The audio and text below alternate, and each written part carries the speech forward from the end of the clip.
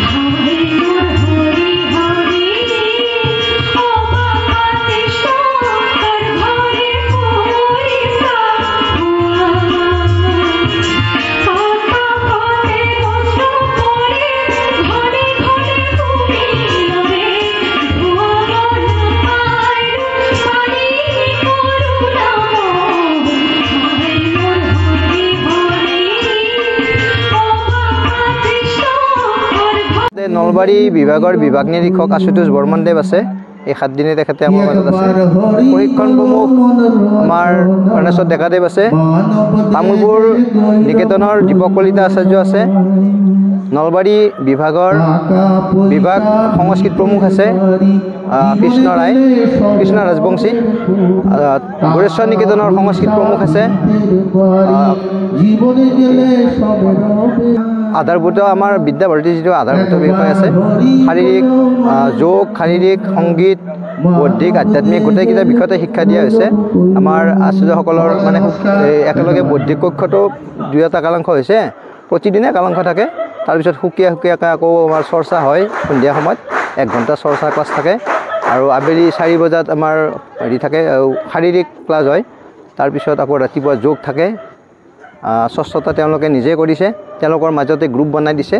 গতিকে এই গ্ৰুপবিলাকে কোনদিনা কেতিয়া কি কৰিব ভোজন বিতৰণৰো গ্ৰুপ আছে। সেইমতে তেওঁলোকে ভোজনৰ সময়ত সূচনা দিলে তেওঁলোকে সেই বিতৰণটো তেওঁলোকে কৰিছে। আৰু প্ৰথম দিনা আমি কৰিছিলোঁ আৰু শেষৰ দিনা আজি আমি কৰি নিজে। আৰু এই নলবাৰী বিভাগৰ 80খন নিকেতন আছে। 80খন নিকেতনৰ ভিতৰত প্ৰায় 70খনমান নিকেতনৰ পৰা আচাৰ্য আহিছে আৰু প্ৰধান আচাৰ্যবিলাকে আহিছে খবৰ লৈ গৈছে। কি ক'লে আজি সামৰণি অনুষ্ঠান এতিয়া সামৰণি অনুষ্ঠান প্ৰায় শেষ হ'ব। ইয়াৰ পিছত সাংস্কৃতিক সমাৰোহ আছে 6 বজাৰ পৰা 9 বজালৈ সাংস্কৃতিক সমাৰোহ হ'ব। তাৰপিছত অহাকালি ৰাতিপুৱা 5 বজাত দীক্ষান্ত অনুষ্ঠান হ'ব। তাৰপিছত তেওঁলোক ইয়াৰ পৰা প্ৰস্থান কৰিব।